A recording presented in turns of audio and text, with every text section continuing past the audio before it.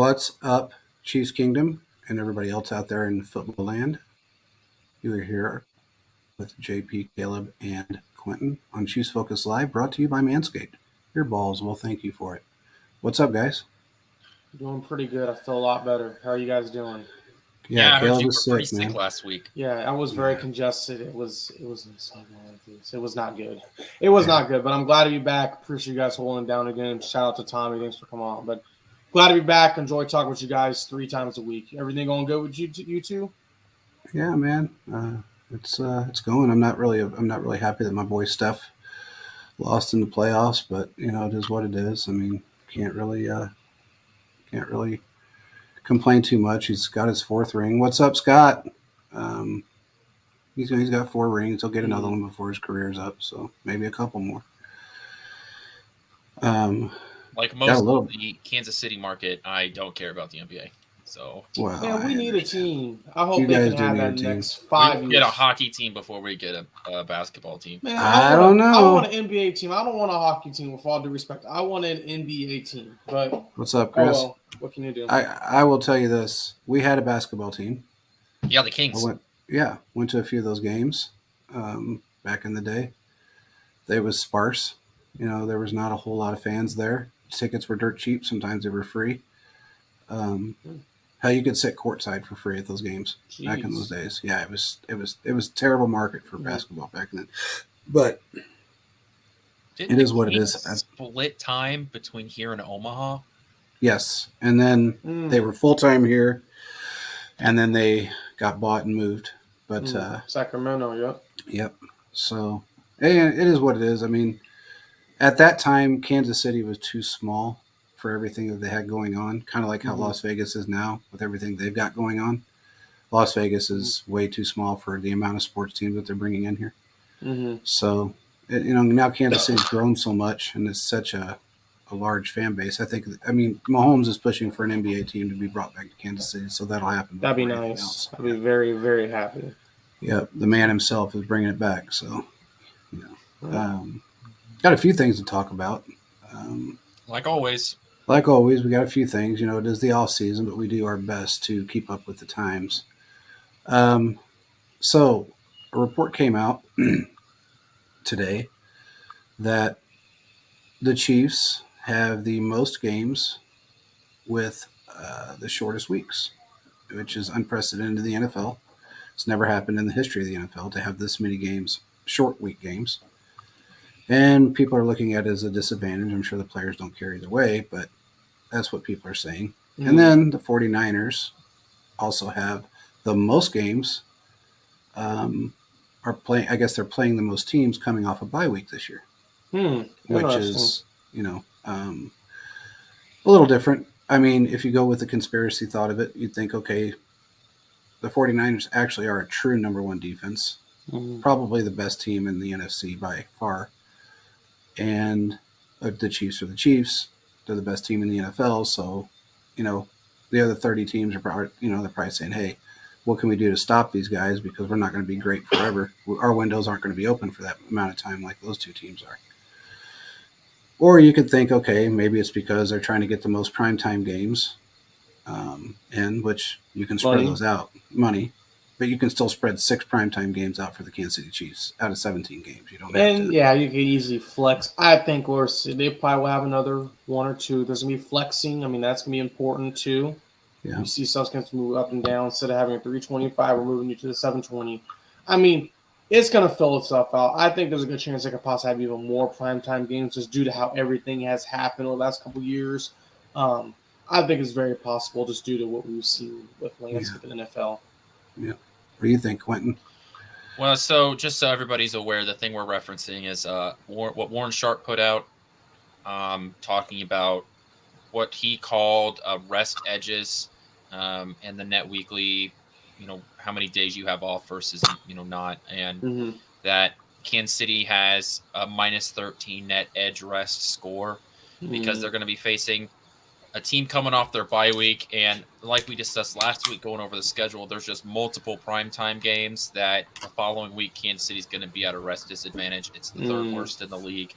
And what really impacts them is later in the year and they're going to be 6 weeks in a row of coming off of a rest disadvantage. And I think that to me is more of the problem than necessarily the 13 days part of it, because towards the end of that part, right, teams are really coming together, and you lose that disadvantage of being ready to go from the start. Right, there's a reason why Kansas City has been so good even before the Patrick Mahomes era. Right, Andy Reid gets these guys ready to go from the first week, and when you get to December, right, that's when guys, you could use the extra day. You see coaches will sometimes limit what they do in practice.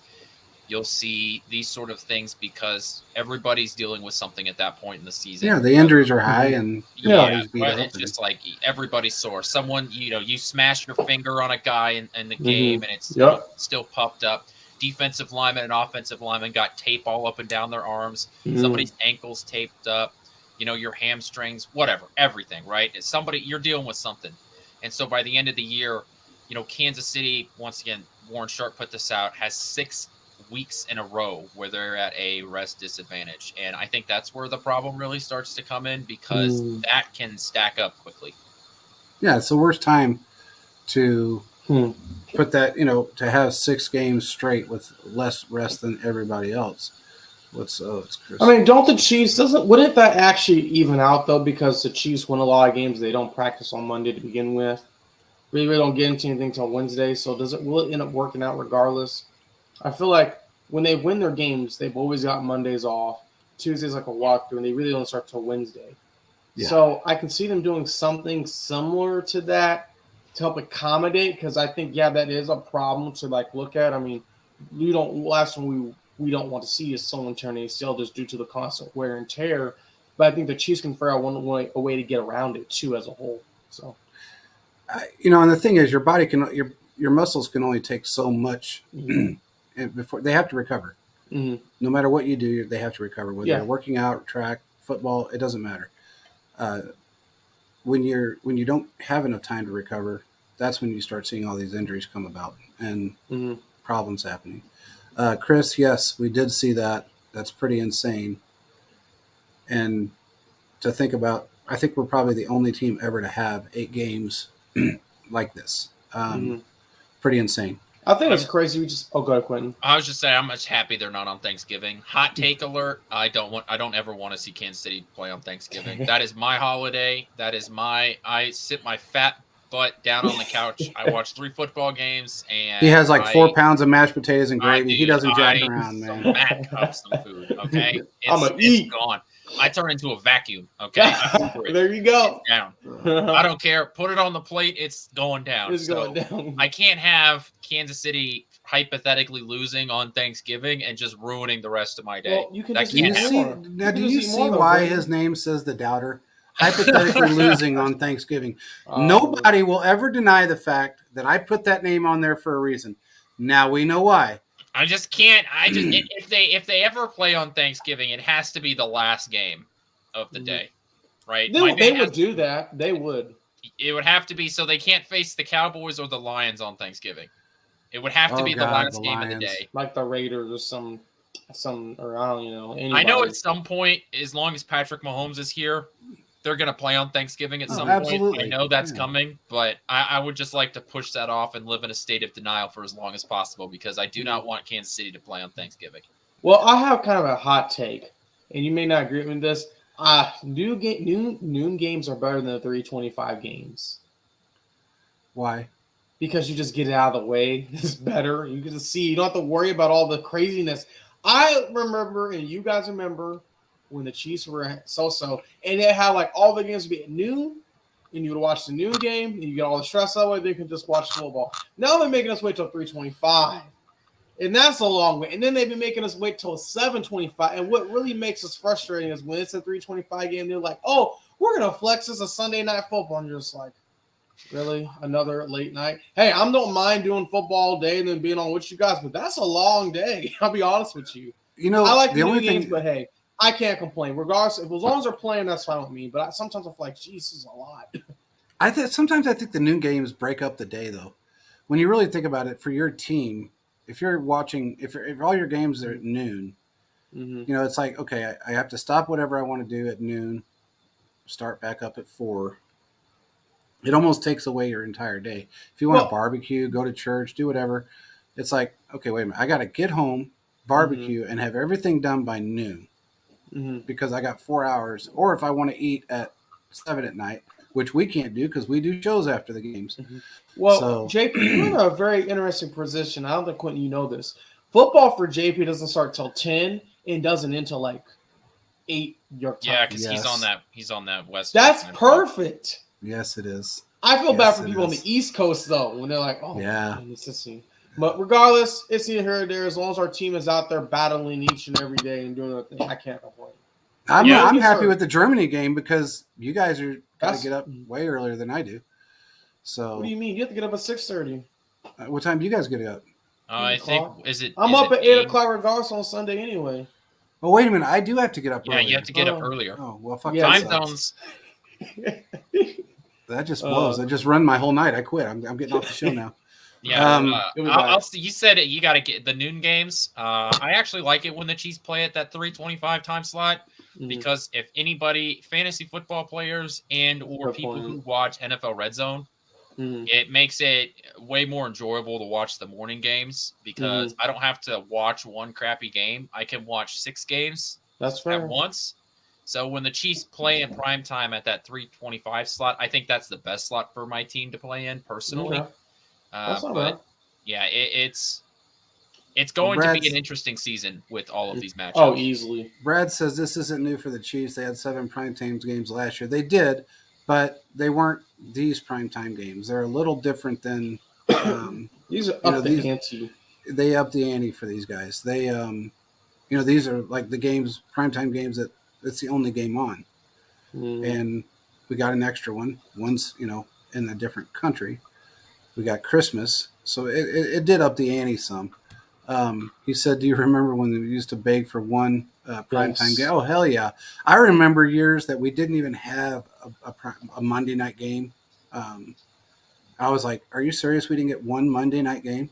Not even Chiefs Raiders? I mean, no. Now it's a given. Now it's a given. But back in the day, they didn't. There was games that were blacked out.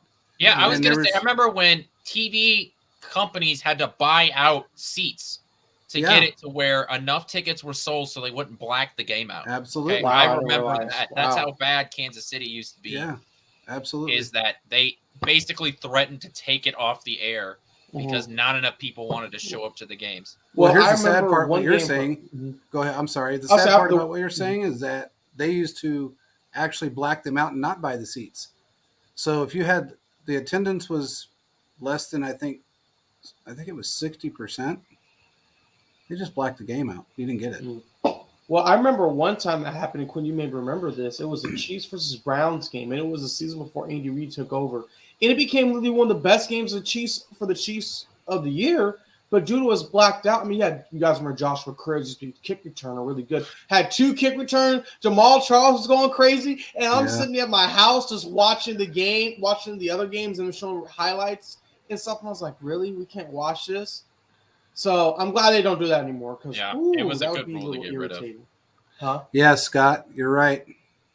I forgot completely about that.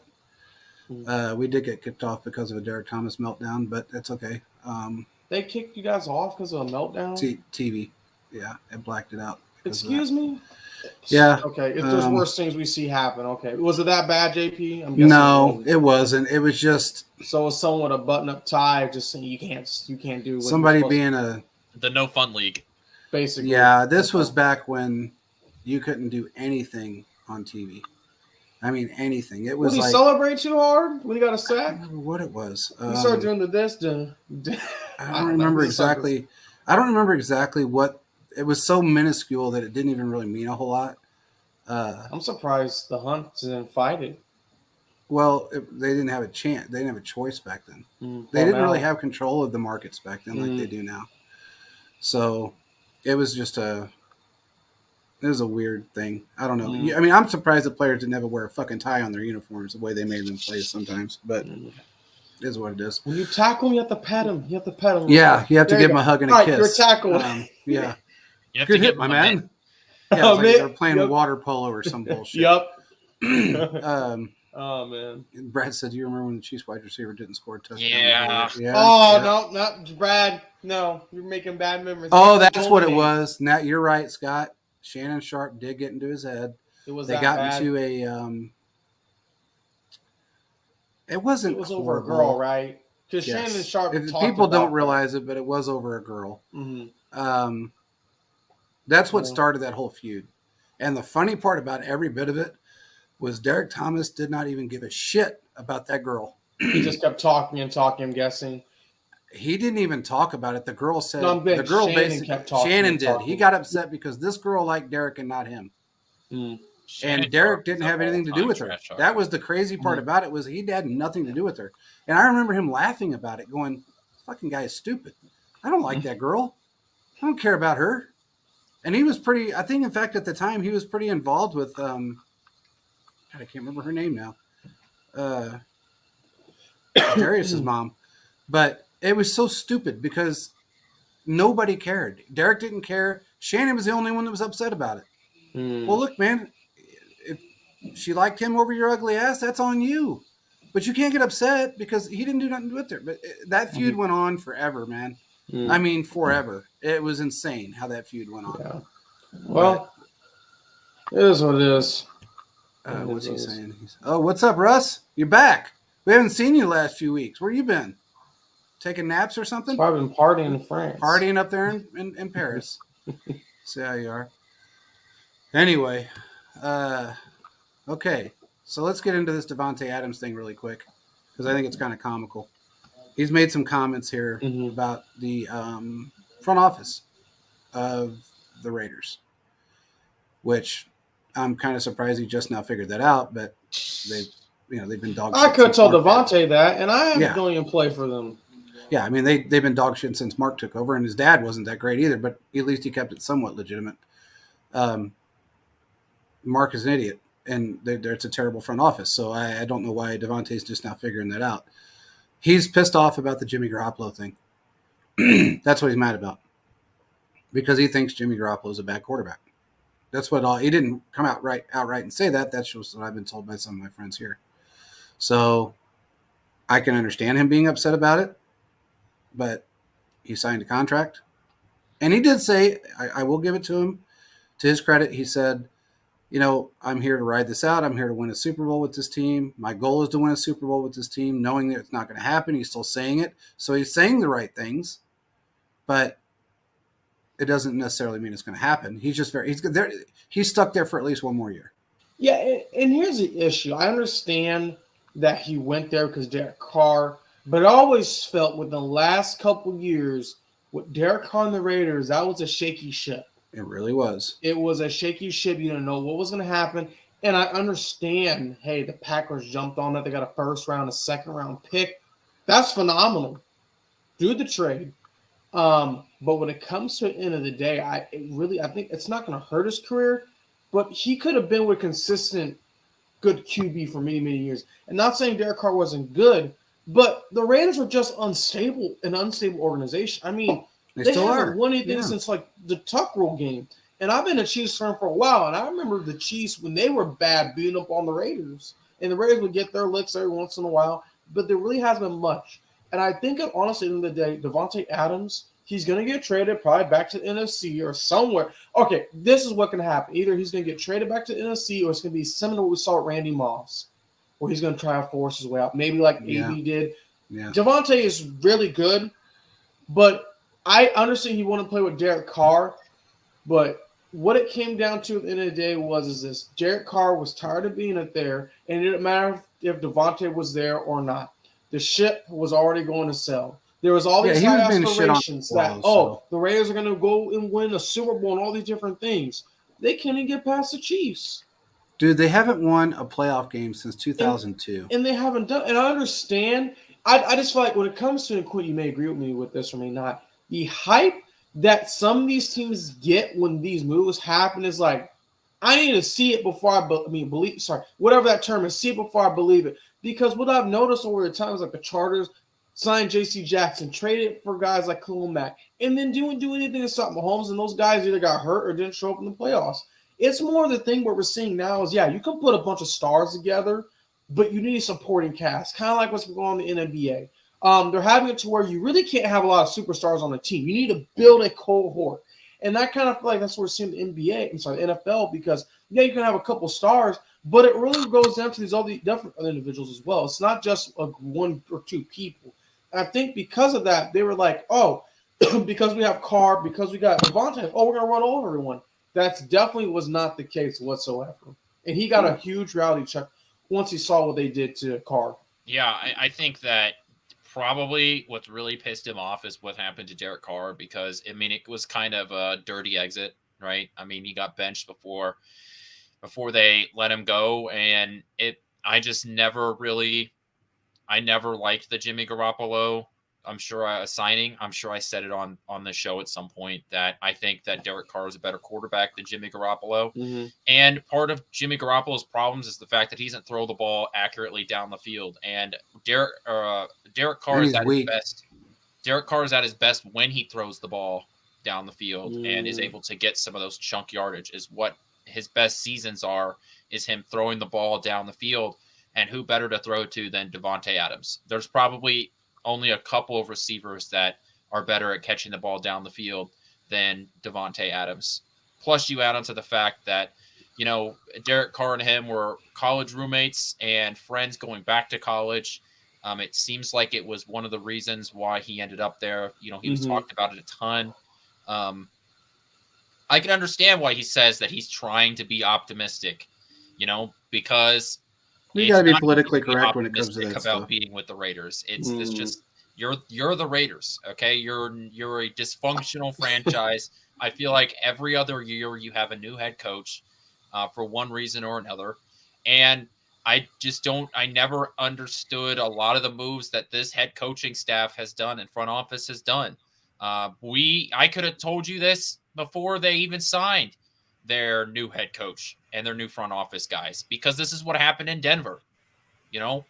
This front office has now ruined two AFC West teams, or at least continued the dysfunction in two AFC West teams. So, but it starts from the top, though, Quentin. That's the problem, is that everybody can say it's this coach or it's that coach or it's this GM or it's that GM, but the fucking GM or the owner of that team is the one that's bringing these guys in. And when you know that they're scumbags, whether it be Mayock or which with the emails and the derogatory racial remarks, Gruden with the same exact thing, you're bringing those guys in. And if you are too stupid to not look at this more in depth than what you're looking at and say, well, John Gruden won a couple Super Bowls, so we got to bring him in, you're dumb. Because you don't know what kind of person he actually is until it comes out on social media. This isn't 1998. Social media is a real thing, and everybody's got a phone. Everybody screenshots everything. Everybody records everything. Emails don't go away. You can delete them all day long, but they're still in that server. You have to research who you're bringing in, and if you're too stupid to do it, you shouldn't be an owner. Honest to God, I can't stand the man. He's like a step or two under the idiot from Washington that just is selling his team, Daniel Snyder. He's just hiding it a little bit better, is my opinion. So they're all, there's 3 or 4 owners in this league that are just scum. And there's 2 top of the list guys, and it's Daniel Snyder and Mark Davis is the other one. So, and then and Ross, Stephen Ross, he's another scumbag. Mm-hmm. But if you're too stupid to not research who you're bringing in, that's on you. I mean, you look at the Pittsburgh Steelers; they're on their 4th head coach. 4th in their entire franchise history. In their entire franchise history, yeah. Okay, I mean the Raiders are probably on their 40th. So I mean they've hired Hartshell twice. They did all of these ignorant things, and then just to fire him in a year or two. Josh McDaniels, this is his last year with the Raiders. I'm saying it now. Hot take, whatever you want to call it. He will not be a Raiders head coach by next year. He will not be there. Just won't happen. There are some guys that are just better coordinators than head coaches. Exactly. We've seen that there have been plenty of defensive coordinators and offensive coordinators that have become head coaches, turned around, become coordinators again and have crushed it. And I think that's what we're seeing with McDaniels is simply that he's a better offensive coordinator than he is a head coach. And no matter how many opportunities, and no matter how many opportunities he gets, he's going to continue to be a bad head coach and should stick to be an offensive coordinator. Yeah, I mean he's a cheater. He got caught in Denver cheating. He's been caught with the Patriots numerous times cheating. And now he's going to end up getting caught with the Raiders if he tries to do anything to make it. Look, man, that whole thing with Derek Carr was a job security thing for him. He had a terrible season. He probably guaranteed Davis that he was going to come in and win the AFC or some other dumb shit. And now, when it came down to it, they were where they were. That was his escape. Well, you know what? Let me groom this young kid. Well, we'll move Carr and groom this young kid, and then they bring in Garoppolo after that young kid could still ball. I understand why they brought Garoppolo, but I think you got to do a quarterback battle. But regardless, it's neither here nor there. The Raiders are going to Raider, and we're just going to continue to laugh and have a good time each and every week. Yeah. So. And then next year we'll be trying to figure out who their new head coach is going to be. It's really what it's going to boil down to. Yep. And it may be Brady. I mean, he's buying into the team, so it may just be him. And he doesn't like Jimmy Garoppolo. He would break a tablet. Yeah, he would. He breaks some tablets. But you know what? He doesn't like Jimmy Garoppolo. So I'm really kind of surprised that any of this is even going on because that was part of the influx of issues that happened towards the end of Brady's career with the Patriots was Jimmy Garoppolo. I mean, everybody knows that, and if you don't, you should, that Belichick wanted to put Garoppolo in and wanted to get rid of Brady in 2018. And Kraft fought it and didn't let it happen. So he doesn't like him, is what it is. What do you say?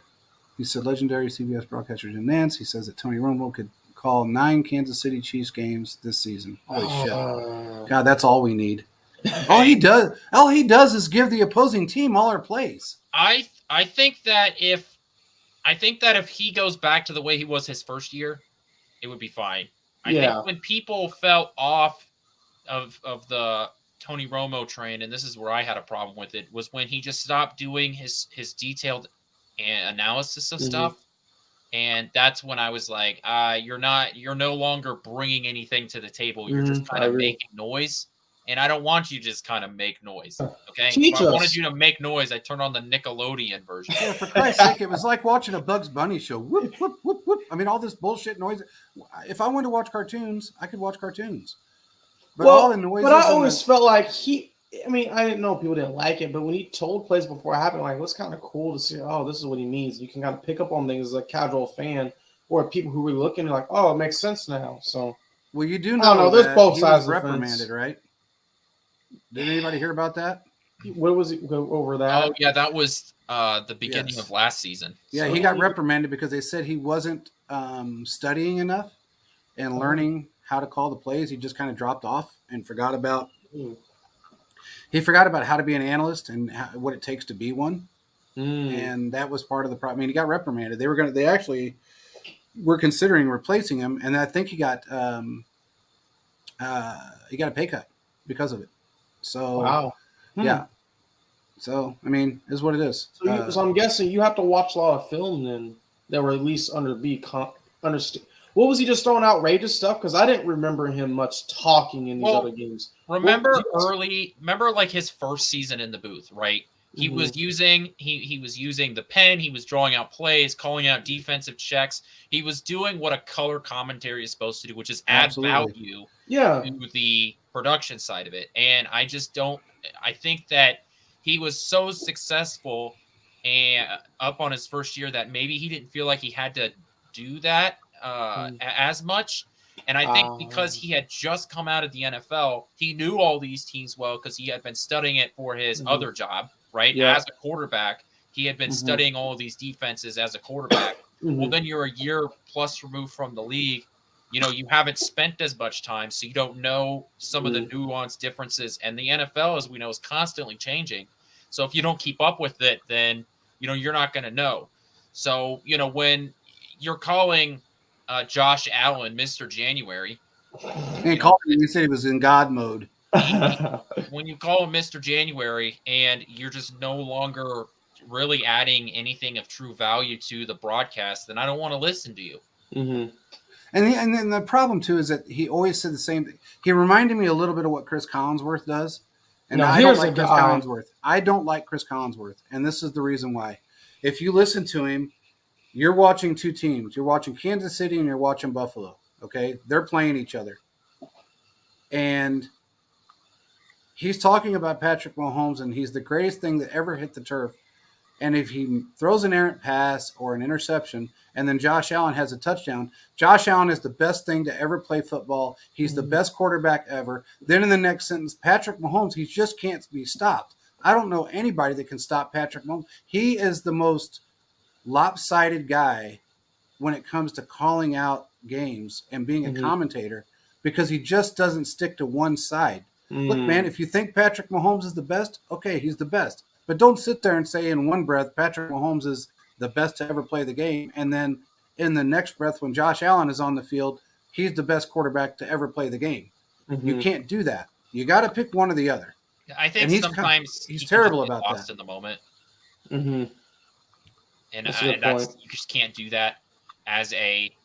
I don't think you can do that as a color analyst. I mean, obviously, when a guy throws like that, the 13-second game, right? Yeah. Like that, that back and forth of the last 2.5 minutes of that game. I mean, obviously, you're going to be excited, you're going to be pumped, and you're going to get into it. But you still have a job to do as a color analyst, and you can't completely get blown away by the moment. You still need to be able to explain what you're seeing and how you're doing it. So I just think that sometimes he can get lost in the moment, and I think he just sort of lost his Midas touch.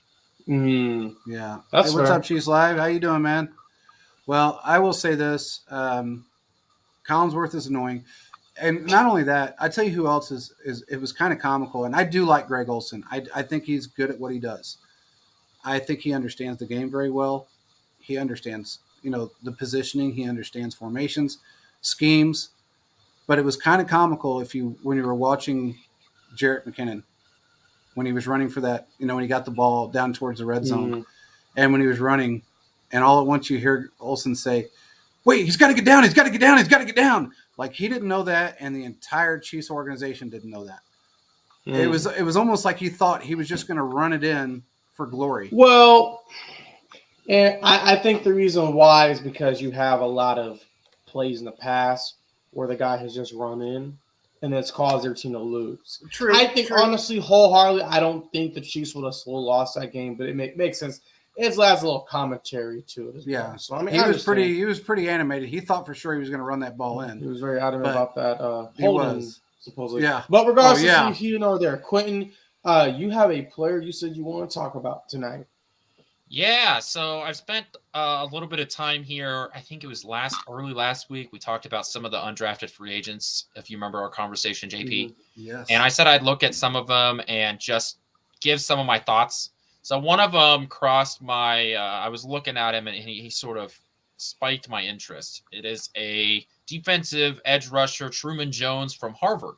Okay. He is interesting because he's 6'4", and is 250 pounds. So he's got some weight on him. He seems to have some good bend, and that's good to see, right? Because that's something that seems to be much more difficult to teach in the NFL. There's not a lot of guys that can utilize that very effectively. To be nice about it, his footwork has more to be desired. Okay. He has some bad footwork, and I don't know the guy, so I don't mean this as like an insult. Sometimes I feel like he gets lazy on his pass rushes, or I don't know if it's just he gets defeated. He doesn't have a second move. Maybe that's it. But when he gets beat, he gets beat. There doesn't seem to be anything else that he has sort of out of his like toolkit. There's not a lot of hand swipes or swim moves that he's able to use. And I just don't know if he just literally doesn't have that. He just doesn't know some of those things, but he has good bend. He is pretty quick when he gets around the edge. When he gets a blocker moving backwards, you can see it, but it's just, if he gets stopped, he's stopped. So that's why he was a That's why he's an undrafted free agent, right? If he was, this great prospect, somebody would have drafted him. He has a good spin move when he's able to get around that edge, right, and bend. It seems like that's really the only thing that he's able to really take advantage of. He ran a good force, so he's speedy. But if he gets blocked by a big left or right tackle, I'm not sure that he's really going to be able to do anything. So this is kind of what I've got on my bulletin, Quinn. I don't know if you agree with me on this. Do you think the Chiefs drafted him based off potential and athleticism to possibly be a rotational piece? Not mainly a camp body, but someone they think who could possibly, working with the guys we have now, could help elevate his play. What are your thoughts on that? I feel like kind of looking at his stuff, not in depth, he's had some things, he's blocked some kicks, some field goals. He's also done some other things. I feel like with his athleticism, there's some things I can desire, but I feel like they see some stuff to him a little bit. What are your thoughts? I think that if you're able to develop a second move, right, I think he probably is going to have to get stronger. I don't know if that's part of his problem, that he just doesn't have the physical strength to move some of these guys. Going to Harvard, you're not facing premier NFL talent all that much. So, some of his production, I think you have to take with a grain of salt, just because there really isn't any good comparison to some of the offensive linemen he's facing. But like I said, the bend is exciting, right? That translates well into the NFL. The fact that he's an undrafted free agent means that you get to do, one, you need bodies for camp, but two, you get to see him. And he was one of the Chiefs' top 30 visits, right? And you got him as an undrafted free agent. So there is some interest there, right? You didn't just meet with a guy and then pick him up as a undrafted free agent for no reason. Okay. Gotcha. I think that at best you can expect him to be a rotational piece. If you can develop a second move, whether that is, just working with your hands, I think that would be really beneficial to him because, like I said, when he gets in the backfield, he's fast. I mean, I've seen some stuff. He's good. Your point about him getting picked up for his athleticism is probably true. It's just he needs a second move bad because there really just doesn't seem to be. If he explodes off the line, gets around a tackle, and he's good. If he isn't able to do that, then it's a wasted player on the field, it seems like. Now, isn't this the kid that ran like the 4.740 and is like a biophysicist or something, graduated with some insane degree that most NFL players would never think about having? I mean, he ran a 4.68. 4.68, yeah. I mean, he went to Harvard, so he had to graduate with something fancy, right? Yeah, it was like it was insane because they said it was the first NFL player that had that type of an education. Listening to him talk, if you've ever listened to him, he's extremely intelligent, very well spoken. He understands the game very well. I'm hoping he doesn't have the D Ford effect when you talk about losing his second gear, because that was part of D Ford's problem, is that when he got beat, he just gave up. And at the beginning of D Ford's career, he didn't do that, because he rarely got beat. But when he did get beat, he did give up. Yeah, I don't want to make any assumptions about a guy in terms of I hesitate to say anything like, oh, it's lazy or anything like that, because he has that sort of George Karlaftis type thing where he'll run upfield. He'll go after guys. He can chase down a running back in the backfield. I mean, he's very athletic. There is a ton of upside there. I think it's simply that he just hasn't developed another move. He's just raw. Yeah, he's a very raw talent. But if he's able to work on his, working with his hands, whether it's hand fighting, some sort of an inside move, right? I've talked enough about the bend and his outside movement. He's got that. We're good there. Okay, we've got that. We just need to work on a way to try and move some of these other tackles that you're going to face, because, if you only have one move, guys are going to catch on to you quick. You can't be a one-trick pony in the NFL as a pass rusher, because there will be enough film on you eventually that if you only have one move, then guys will just, sit on it. It's like a pitcher that only has one good pitch. Sure, it might be effective for a little bit, but once guys know what you're throwing, they're just going to sit on it. Exactly. Now, isn't he the kid that weighs like 245 pounds? He's really lightweight for an edge rusher. 250. Yeah, Okay. he came in. I remember he weighed like 245 at one point, and I thought, wow, he's really light for an edge rusher. And that's why I then said I I think looked at he just needs his. to. I think he just needs to add muscle to him. I Well, he think does, that's because if you part of look the at his problem. stature, he looks like a corner. I mean, he's 6'3", 250. I mean, I think you can add. I think you might be able to add some more on his frame there. Yeah, you could add 10, 15 pounds on him and muscle and be okay with him, but we'll just have to see how he plays out. I think he's got the skill set to be a good player. He just he's raw. And he's very raw. That's a good way to put it. I wish I would have thought of that word. Or he's a very raw talent, which is why he's an undrafted free agent.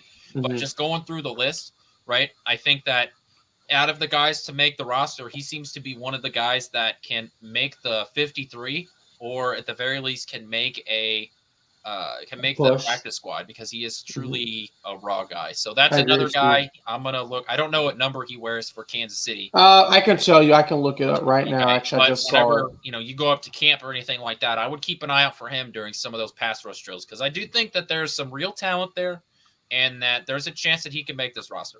He wears number 57. 57? Yep. Okay. Well, here's most guaranteed money given in 2023 undrafted free agents. Yeah, undrafted free agents.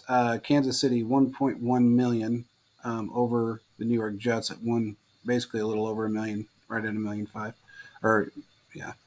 So the Chiefs find that talent in the late rounds and undrafted guys, and they award it. Yeah. So I mean, I would say that if they're bringing them in, they're bringing them in for a reason. As you said, they did. He was one of the top 30 visits. We've had a lot of guys. They're still complaining about Rice, which is amazing to me on Twitter. But he's going to be, he's another guy that I think is going to have just a tremendous upside. Yeah, he may have his flaws in certain ways, but those can be worked out. All these players are on a team that have great coaching all the way around. So if anybody can get it out of him, it's going to be Joe Cullen. Joe Cullen's going to get everything out of you. We found that out. So, in fact, that was the best coaching acquisition that we've had in years. And I think any team's had in years. But anyway, what is Philip saying here? He says my guy Prince, number 34. He's going to be running back 3. I agree with you. And we were going to talk about this a little bit too, because I'm glad you brought that up, Philip. There's been a lot of talk about Clyde and his involvement in the team moving into the season. I don't believe you're going to see Clyde as the number 3 running back. From what I have heard, he's either going to be cut or he's going to be traded somehow, some way. He's not going to be on this team, or he may end up on the practice squad. Wow, that's a huge fall from grace. Yes, Clyde just has to be cut. He will never make it on a practice squad. What? He will never make it on a practice squad. Someone will steal him. Well, and that's fine. Let him. Take him. I mean, who gives a shit? Then you take over his contract. I don't care at this point. Here's the thing. Nobody wanted him during the draft. Nobody wanted him prior to the draft. We tried to trade him during the regular season last year, and it didn't work out. And we're still having that issue. So there's a reason why nobody wants him, including the Chiefs. It's one of those things that you just have to really – everybody that's out there that's a Clyde – I'm not mad at Clyde. I'm not saying he's a bad individual. I think he has other priorities other than putting all of his effort into playing the game of football. He's somewhat injury prone, but he doesn't put everything into it. I think the transition from a historic offensive line to, even though how great they were, and it really didn't matter how great they were in college, you're still going to the NFL. He had a great rookie season until he got injured. Oh, wait, he got injured again. Then he lost his job. And now you got Prince that is better than him. I'm sorry, but he is. He's a better player. I think he loses his job, and I think I've heard this more than once, that he's probably either going to end up being cut on the practice squad or somehow getting traded off. Yeah, I don't think he'll ever make it on the practice squad. Someone will claim him off waivers. In terms of Prince, I think Prince and Pacheco are very similar. Yeah. I do. I think they are very similar backs. Their running style, if you just look at the way they both run, they're very similar there. They're both very raw in terms of like catching out of the backfield, right? I mean, they're very, very similar prospects when they were coming out. So I think that Prince should work out. Out of all the undrafted free agents, I would bet that Prince is definitely a guy that makes the 53-man roster. He's the only one that I'm 100% confident about making the roster. But, we just know that the numbers game and everything, some of these other undrafted free agents are bound to make the roster too. But yeah, Prince is an exciting prospect to have come in as an undrafted free agent. And, I know that we have some other guys on the roster, in terms at the running back position, but injuries are bound to happen. And so I think that's why if Clyde is able to stick around, that's the value there, is that running backs get hurt. They do. I mean, they don't get hurt, and it's strange because he's been the most injured running back with the Chiefs in years. And I mean years. Yes. So You're not right. That tells you a whole lot. I mean, sometimes it's not his fault, but it's like, I don't know. He's made a class. I'm sorry. It happens. It does. He said he skipped the show for an art show. It was actually a fashion show, which is very weird to me. But whatever. I mean, if you want to go to Fashion Week, that's all on you. Maybe you wanted to meet Kim Kardashian. I don't know what it was, but you had a parade to attend to. You did play some during the regular season. You should have been there. I mean, you had guys that were on the practice squad that were there, so you should have been there. Yeah, I don't know that whole situation. I don't know. That's a little weird to me. Very weird to me, and that tells me a lot about his commitment to the game. I mean, you have to commit, man. You have to commit. When you sign that contract, you're committing your life to the game. Look, man, I remember players in the day that their wives were laying in a hospital bed giving birth, and they were playing football on that day. Yeah. And if you left and didn't show up, you were fined or cut. That's just how it went. I remember those days, and I used to think it was wrong, but I understood why it happened. And now, now the teams are giving concessions and saying, "Hey, man, go be with your wife." Some players and their wives understand, and they say, "You know what? I've seen my other kids get porn. I'll be there for the kid.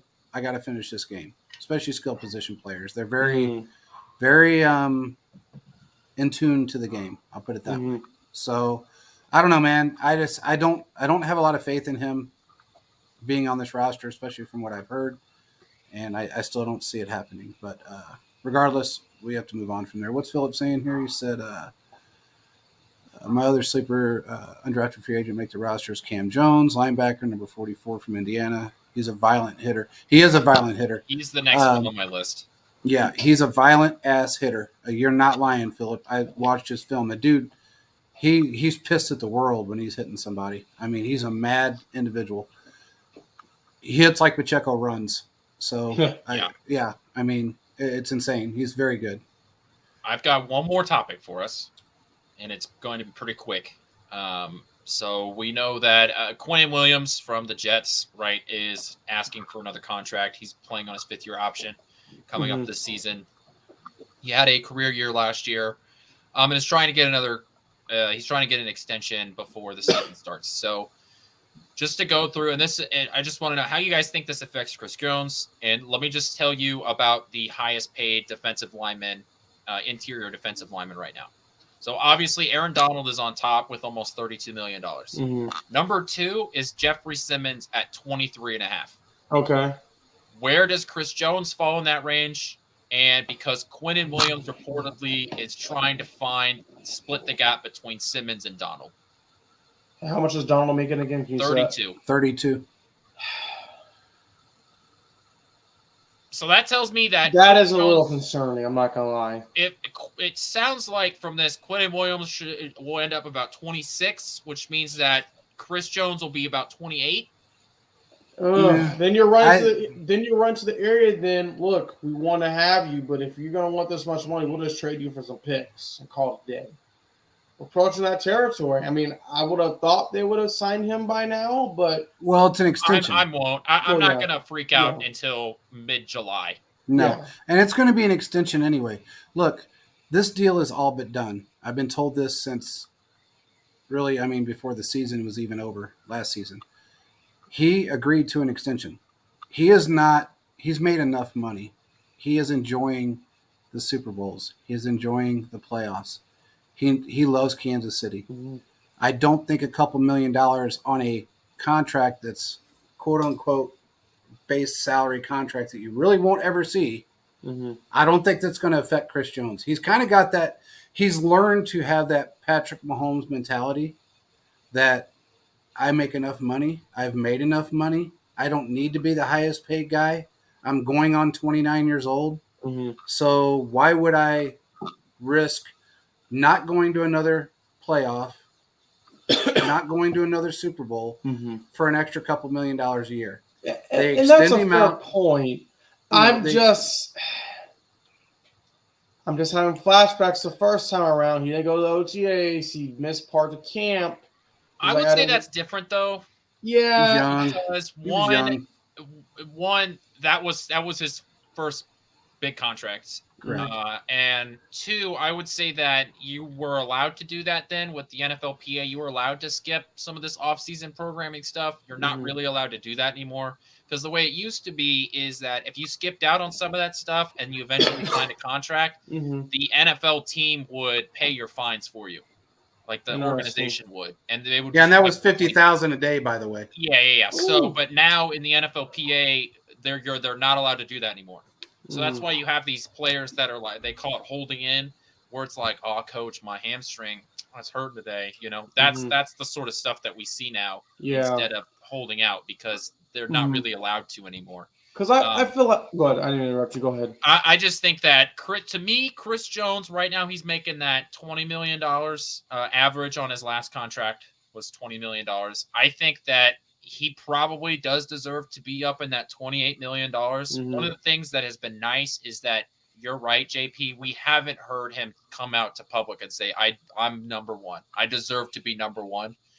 Unlike the Tyreek Hill situation, where after that Davante Adams contract was signed, it sounded like, he wanted to be the number one guy. And that was the conversation from that point on. Yeah. Chris Jones has made a lot of money, and he's still going to make a lot of money. Every player gets $1 million for winning the Super Bowl. They get $500,000 for every playoff game they win, and that's not any money that is cut or anything else. That's handed to them. That's just a check they get the following Monday. He understands the NFL well enough, and so do the Katz brothers, that a baseline contract, just like Tyreek Hill's, it says $30 million a year, doesn't mean you're going to get $30 million a year. Tyreek Hill will never see $30 million a year by the time this contract is up. What he will see is about the exact same amount of money that the Chiefs originally offered him if he would have stayed and went to the Super Bowls. But there was I don't know. I just feel like he has 2 Super Bowls. He's going to want his money. Yeah. Well, but here's the thing. 2 Super Bowls and one. So I understand. I don't. I felt this is different from the Tyreek Hill situation. I just feel like at the end of the day, if we don't have him signed by July, mid-July, it's going to be like, He's already signed. That's the difference. He's already signed. He's still on. Yeah, he's under contract for the rest of the year. He's under contract for this coming year. That's a good point too. Is that the last time these negotiations were around, he was on his last, gasp. That was the final year. Yeah. So he's still under contract. Even if they don't come to a conclusion, he's playing for Kansas City next year. So yeah, I just think that this contract gets done mid-June to July, and I wouldn't be surprised if that APY, the average per year, is about 26 to 28 million. I think that's where he's going to get. And if this Quinnen Williams contract gets done, I think it could be a Davante Adams situation where it could end up, pushing that number closer to the $30 million. If the Jets sign Quinnen Williams to, $28 million a year. Does that put Chris Jones at 29, 30? Well, And the question is, do you think Chris does. Jones is worth $30 million as a interior defensive lineman? Chris Jones is the best defensive lineman on this team. Period. I agree with you there. He's the best defensive lineman in the league. I mean, when you really boils down to it, he's the best in the league. He is the second best defensive lineman after Aaron Donald. If Aaron Donald stays healthy, I think this last year he was the best interior defensive lineman because Aaron Donald was hurt. But if it weren't for literally possibly the greatest defensive interior lineman to play in the NFL with Aaron Donald, Chris Jones would be the best defensive lineman of his generation. That's a fair point. Unfortunately for him, Aaron Donald exists. So yeah. I don't know how much longer Aaron Donald has. He slowed down last year. The injury wasn't the sole reason why he slowed down. I mean, it did affect him, but he's 31 years old. He's been pounding 100% of the snaps his entire career. So I think, you look at like Khalil Mack, great example. This guy got pounded with two different teams, and now he doesn't look like the same Khalil Mack. It's just where Chris Jones keeps I don't know if anybody even considered watching him play basketball. He is uber talented. Nobody his size with that frame should be able to move with the basketball the way he does. Nobody should be able to move the way he does at his size, but he does it. And I think that's the difference between him and even, Aaron Donald. Aaron Donald is a little shorter, a little heavier, but he's a bull rusher more than he is a technique guy. And I think Chris Jones has so much technique and so much bend for somebody his size that it puts him above everybody else. It really does. Does the market dictate the fact that he deserves $30 million a year? Yeah, it does. Will he take less? Most likely. Because I just don't see how you have Quinnen Williams get more than Chris Jones. I don't think he will. I don't think he will. I don't think he will. I just think that we're in this point, where he's the next guy up, and he had a career year last year, and you're the Jets. You're looking to keep star players around because they don't have that many huge contracts, right? I know they traded for Aaron Rodgers, but they're not paying that full contract, so they have a lot of money free and available. And he's looking for a new contract, and he deserves to be, one of the higher paid guys. And from the reports, it sounds like he wants to be higher than Jeffrey Simmons, who's making 23.5. So give him 24. Maybe that's what it is. Maybe he gets 24, and Chris Jones is able to sign for 26. Yeah. Right. I do think Chris Jones will be the second highest paid defensive lineman by the start of the football season. I do think that. That contract's all but done. And I don't think he's going to renege on it. I just don't. I don't see it happening. He has too much vested in Kansas City. He owns some businesses there. He's done things that he's made it very clear that he is very happy in Kansas City. I don't think he's going to go anywhere. And yes, Brad, you're right. He does want Frank Clark back.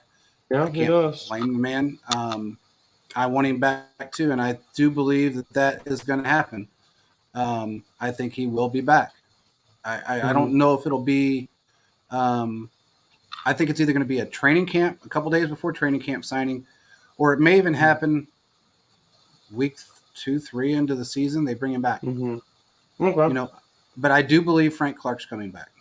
So she signed Carlos Dunlap day 2. Yep. Of training camp. Caleb and I were up there. Yep. Absolutely. It was they saw the defensive lineman play and they were like, this is not good. So let's bring in Carlos Dunlap. So, man, I was giddy like a schoolgirl when they brought him in. Yeah.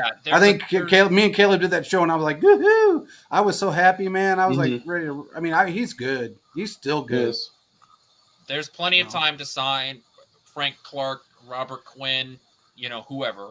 There's plenty of time to add a veteran pass rusher on this team. Kansas City always seems to find a guy, even if it's not a huge name or one that because here in Kansas City, who really knew who Carlos Dunlap was, right? You knew him. I remembered him as a I remember him as a Bengal. Yep. I didn't even know that he played for the Seahawks at that point. I always just like, Carlos Dunlap. Oh, he played for the Bengals, didn't he? Mm-hmm. So that was a signing, and then you look into it, and you're like, oh, he'll be a good rotational piece, and that's exactly what he was. Kansas City will find the next Carlos Dunlap by the time training camp rolls around. Yeah, I agree with you. They'll find someone. There's always someone out there. So. Oh, by the way, really quick, let's get off of the MVS slander, everybody in Twitter land. I'm tired of hearing that MVS sucks. He does not suck. MVS was brought in to do exactly what he did last season. He played his part. Could he have done more? Yes. Did he? At some point he did. When we needed him the most. He proved that he could play the game of football in different positions besides being a decoy and a deep threat. Leave the man alone because he's here for another year, and he may just be that guy that helps us win another Super Bowl. Not everybody is a 1,000-yard receiver. Damn, Skippy. Not in our offense. Not when you're as spread out as we are. You're just not. I mean, you're going to have a Travis Kelce. You're going to have maybe a wide receiver one that may get 1,000, but everybody else is going to be that 400 to 700-yard guy that helps us win Super Bowls. Mm-hmm. It's that simple. We are a spread offense. That's what we do. Exactly. Get off the man's case. Because honestly, if you play for any other fucking football team, everybody be ranting and raving about how great he is. Yeah. You remember when you guys all bitched about Frank Clark and his contract wasn't worth it and he was a piece of shit, he wasn't playing worth the crap, blah, blah, blah. Now that he's not here, everybody wants him back. All you same assholes that deleted your tweets about Frank Clark are all wanting him back now. So chill out, man. I mean, it's getting on my damn nerves. Anyway. I couldn't tell. Yeah, it irritates me. I can't stand when somebody that's sitting on a couch eating fucking ice cream and watching Roseanne or whatever other stupid-ass old sitcom they like wants to decide on if a player is good or not when you ain't never played a contact sport in your life, probably can't even play chess well. So please, stop bitching about players that you know nothing about, and why are you complaining about their contracts? You motherfuckers don't pay them. You don't pay them $1. You don't pay them nothing. They're emotionally invested, JP. They think they're worth all that. You act like they got checkbooks out. Man, you guys you couldn't pay $1.27 of their contract, much less anything else. So quit complaining about what they're making. Yeah, I think that the MVS thing is one, you sign him in free agency, right? So, you're always paying a little bit more for bigger names on free agency. I think the other thing is that the expectation for MVS, I think for some people wasn't fair because, it was, okay, Tyreek Hill's gone. MVS is our new, deep threat. And I don't think that was fair to begin with either. So I think for some people, I think the expectations for him were too high to begin with. And they should have known they should have listened to the press conferences and said, okay, MVS was brought in for this specific reason. He wasn't brought in to be the only deep threat we've got. He was brought in to be a decoy and to throw to open everybody else up on that field because we're a spread offense. He wasn't brought in to be the sole deep threat on this football team. And that's good. Oh, I was just going to say, I don't think the MVS contract has limited you from signing anybody else. No. I know that it to some people, maybe you're overpaying him, but this is the last year he'll be on the team. I don't see them using that third year. That third year was always a fake year to begin with. So unless they change something around. Yeah, they may want him and may want to keep him here for another year. Who knows? I mean, they may extend him out for 2 more years. We don't know what he's going to do this year. We don't know what his role is going to be. I mean, you got a lot of new guys coming in. I think it's the exact same role. It may be the same role, but he may have a bigger part in that role. Who knows? Maybe he got a little bit more in sync. Everybody said that, okay, we got one comment here that said that, let me see it. It says that my biggest issue with MVS, he never seemed to be on the same page as Mahomes. Well, he was because there was only a few drop passes that he had. He was usually in position. I do think early in the year, I think that does seem to be. It was the case. I would say that early in the season that there were some times where I felt like they weren't on the same page. And, when something happens like that early in the season, you're going to – that's just what you're going to remember. And then especially for a guy that's not a huge part of the offense, right, when you see that early in the year, you're going to make your mind up. And so, I do think that there were some times that Mahomes and MVS couldn't connect. I do think that that's fair. I agree at the beginning of the season. It's true. Here's my one thing before we end everything tonight.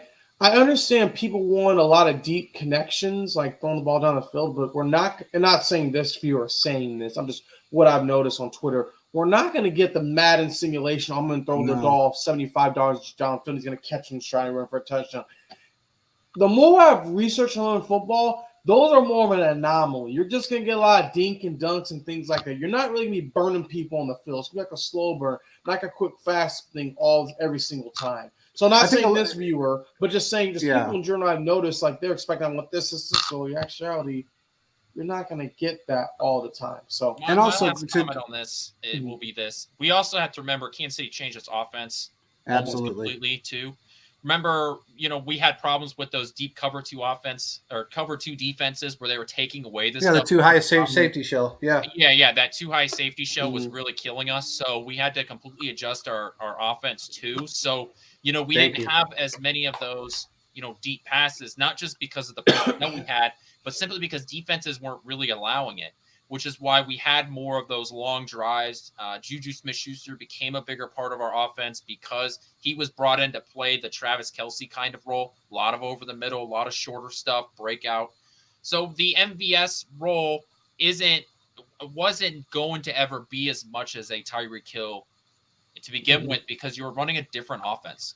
Exactly. That's absolutely true. And that you took the words right out of my mouth. I mean, when you're not targeted nearly as much deep down the field as you may have been with, say, Aaron Rodgers, you kind of lose your sync a little bit, especially when you're playing with a new quarterback that's a little bit more elusive.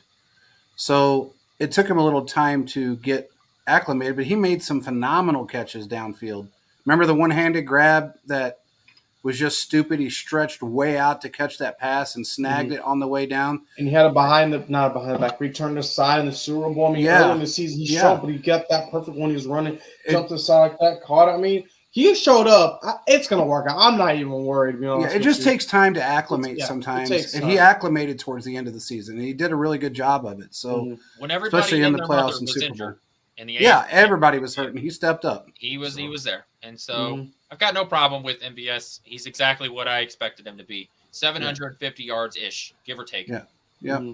And again, this is no slight on anybody, but this is a different style of offense. We're not playing the and I think a lot of the problem is that people always remember the 5,000-yard season. They always remember the following season that Mahomes was throwing 40-plus yards down the field almost every other pass. That's just not going to happen. It's not going to happen anymore. No, they you're going to see that when players are a little more acclimated to the way Mahomes plays. They get a little more used to the system. You're going to see probably this year you'll see a little bit more deep passes from Mahomes because he's always ready to do that. But his numbers were higher last year than they were the year before with Tyreek. So I'm not going to complain about what we had on the field last year. Yeah, I'm not going to complain about it. I mean, it's fair to bring up, some of the stuff that happened, but I mean, it's not a huge worry about me. I have Patrick Mahomes, I have Andy Reid.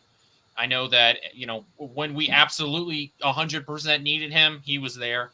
So I don't think that there's really any reason to be worried about it. But yeah, I think, MVS, there were some problems. It wasn't perfect, but no, it wasn't perfect. But here's the thing. And he said his numbers were down from the year before. But again, he was playing with a totally different football team in a totally different scheme. So when you're playing in a different scheme and you're brought in for a specific role that may not have been the same role that you had the prior year, you may not expect his numbers to be the same. It just kind of is what it is. He wasn't brought in to be the 1,000-yard guy. He was brought in to be. You're not going to have your number one. That's Kelce. You have your 1A, 1B, regardless. Yeah. But you're going to have a lot of 3-4 guys second average. 500, 750 yards. Exactly. Some may go over. Like some are saying Rice, maybe Rashee Rice may go over, or maybe MVS may go over. But for the majority, Tony, but they're going to be hovering around. They're all going to be collectively hovering around, I would say 500 to 850.